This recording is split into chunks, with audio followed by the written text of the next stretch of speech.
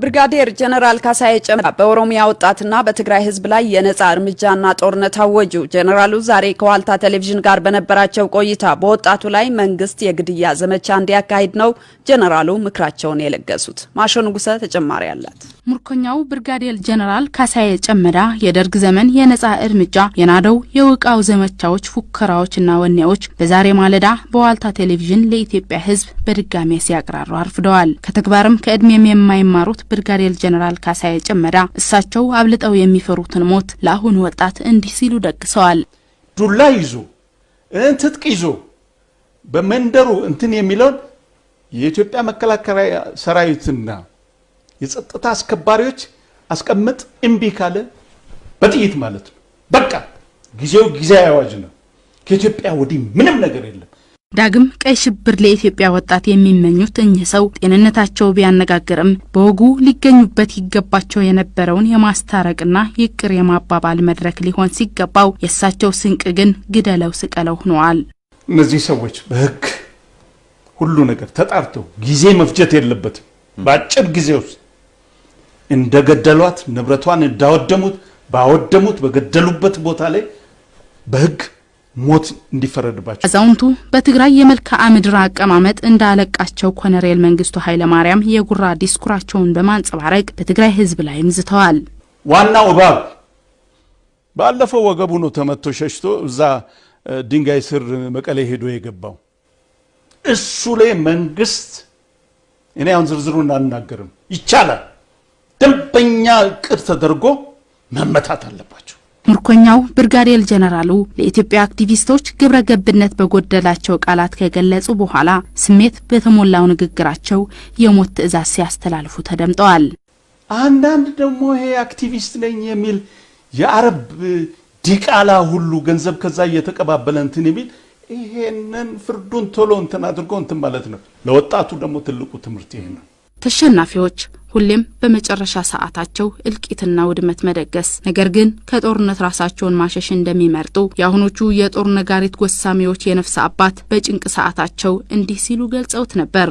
የትግራይ ወንበዴዎችና የኤርትራ ወንበዴዎች ባቋቋሙ ባካሄዱት ያለፈው ጉባኤያቸው አጥፍቶ መጥፋት ነው ብለዋል። ይጥፉ ወይስ እንጥፋ ነው ጥያቄው።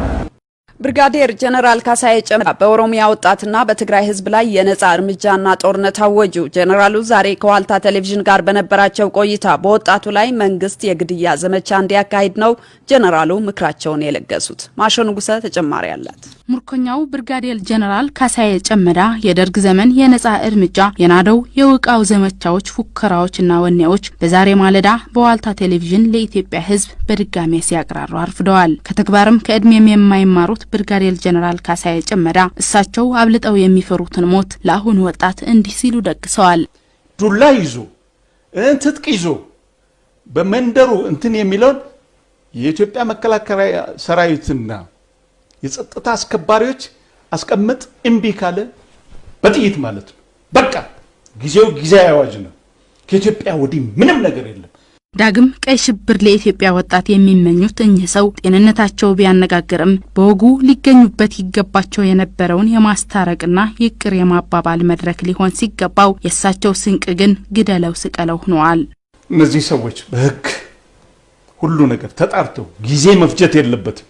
በአጭር ጊዜ ውስጥ እንደገደሏት ንብረቷን እንዳወደሙት ባወደሙት በገደሉበት ቦታ ላይ በህግ ሞት እንዲፈረድባቸው። አዛውንቱ በትግራይ የመልክዓ ምድር አቀማመጥ እንዳለቃቸው ኮሎኔል መንግስቱ ኃይለ ማርያም የጉራ ዲስኩራቸውን በማንጸባረቅ በትግራይ ህዝብ ላይ ምዝተዋል።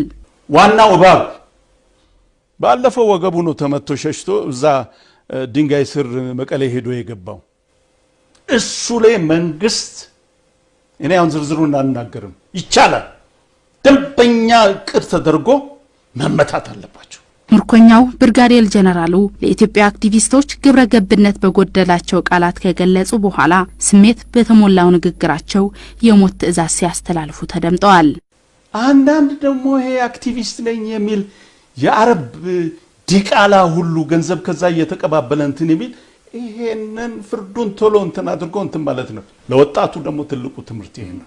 ተሸናፊዎች ሁሌም በመጨረሻ ሰዓታቸው እልቂትና ውድመት መደገስ ነገር ግን ከጦርነት ራሳቸውን ማሸሽ እንደሚመርጡ የአሁኖቹ የጦር ነጋሪት ጎሳሚዎች የነፍስ አባት በጭንቅ ሰዓታቸው እንዲህ ሲሉ ገልጸውት ነበር።